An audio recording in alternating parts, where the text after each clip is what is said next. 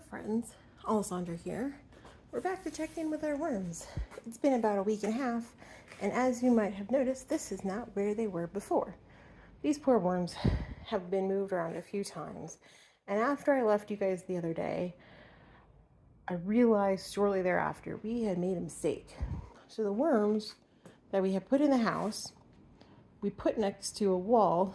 That's where a lot of the utilities are, things like that. And over the course of the following few days, we realized that that's where all the utilities are. And it was making the floor vibrate, like when the fans and air conditioning are running. And, it was just a lot of that type of stuff where we're like, okay, we know they don't like a lot of that vibration and movement and stuff like that. And a lot of things were triggering it off. So I was like, you know what? This is not good for the worms. It does not make for a happy Wormington community. And we moved it around our fancy new urban worm bag that we made on maker pipes, so it's on wheels, so it's really easy to move around. We moved it around several places, but between the vibrations of the utilities and fans, sunlight, and then just straight up, it doesn't really smell now, but the smell of the coconut coir, kind of that earthiness is coming through. I don't want it next to the dining room table or in the kitchen necessarily. So we ultimately decided that we're going to put it in the garage on a house wall. So it's going to keep the warmth from the house, hopefully, during the winter. And we're going to get, some warm blankets if we need to for the winter time, wrap it up really good. We'll get a thermometer, a wireless thermometer, so we can keep track of the temperatures in here. But I think for right now, this is where they're going to have to be. I put the garage door up so we can get some good natural lighting, but I have not opened this since our last feeding because, like I said, between the moving it and the vibrations, I was like, that's probably a lot of change for them. So I have food ready to go to feed them if we need to, but I suspect we didn't get as far with the food processing as I had hoped. So let's see, before we do anything, how their first feeding goes. Our garage is still kind of in flux from moving, so I think this is where the bag will stay, but we'll see. All right, first things first, no condensation up top here, so we know the moisture level isn't too much. We have our safety thing, our safety cardboard here.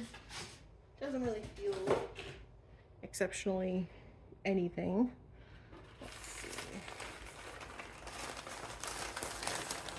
So this is where we fed them last.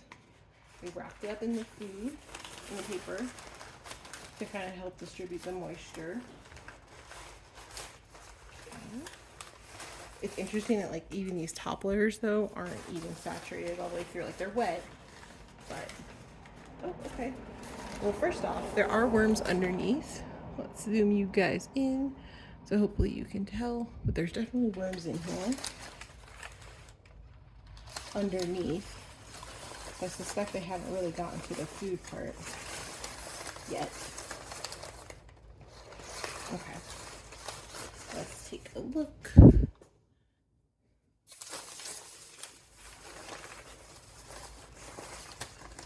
I'm curious if the food has even been touched by the worms yet.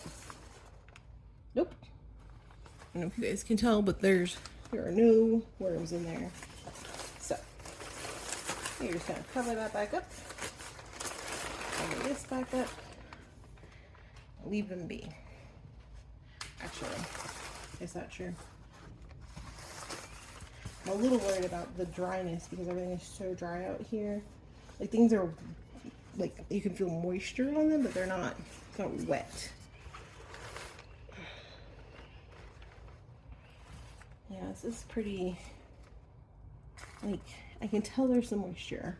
It's enough to trigger that, but it's not enough to be soaked either. We don't want to be soaked, but all right. So I guess we're not going to feed them today. They still are coming to the surface to get the food in there. Like I said, they haven't even gotten to the main food from last week or whatever it was, so 10 days ago. So we're just going to let them sit here. I think they had a rough, they just flew across the country. They got put in a new home. The new home got moved and changed on them, in locations and environment. So I get it. And, you know, there's only 2,000-ish worms with the 2 pounds, so it's not going to be demolishing food as quickly as our bag in Florida before we left. So I guess now we wait. Thanks for checking in with me, guys. And hopefully next time we check in on these babies, our Wormingtons will be ready for more food. In the meantime, I'm Alessandra. Thanks so much for hanging out with me. And if you have any questions about vermicomposting or composting, by all means, drop them in the comments down below. And between myself and our awesome community, somebody will have an answer for you. Okay, friends. Bye.